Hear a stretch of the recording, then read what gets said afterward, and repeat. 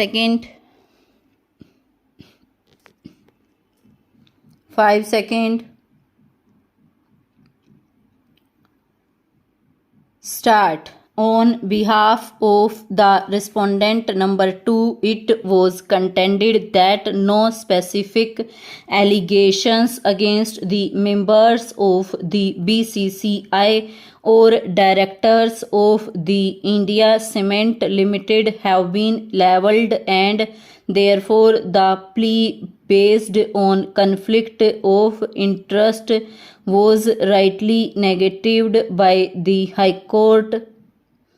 It was maintained before this court that India Cement Limited is a company which is managed through a board of directors, of which respondent number 2 is the vice chairman and managing director, but his holding without approval of the board of directors of the company.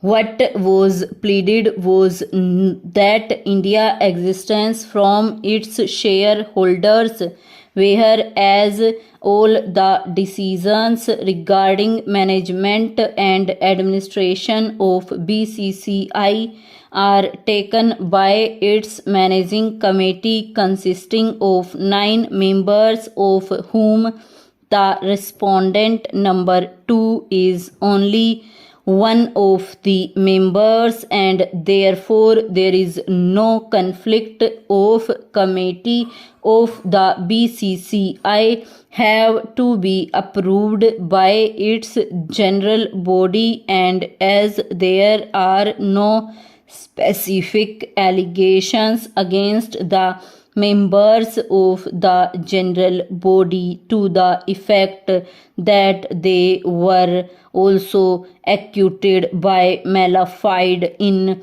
favoring the respondent number 2. The plea based on conflict of interest should not be entertained by this court. Stanza.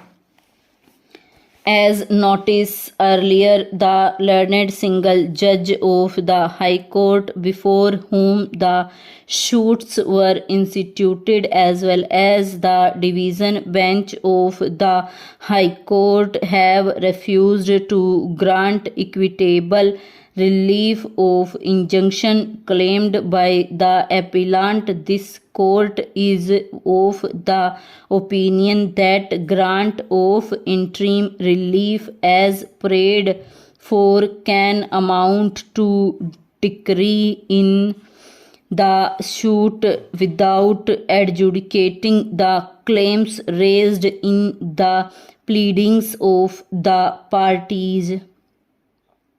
Such a course is not permissible at all.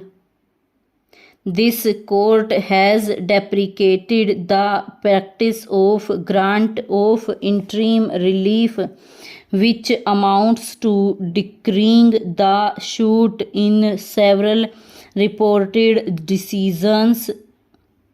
The averments made in the plaints would show that the final relief claimed are almost the same as claimed by way of interim reliefs.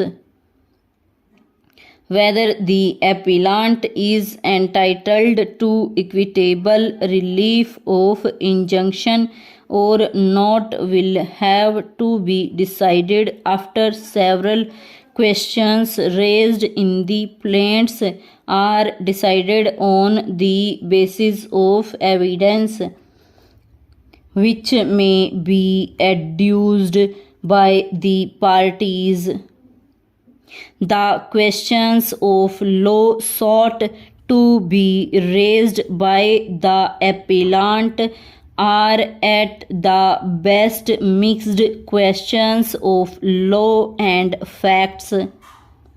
As observed earlier, the appellant has failed to disclose certain material facts, nor the appellant has been able to prima facie establish that his legal rights have been violated as required under sections 34 and 41 of the Specific Relief Act 1963.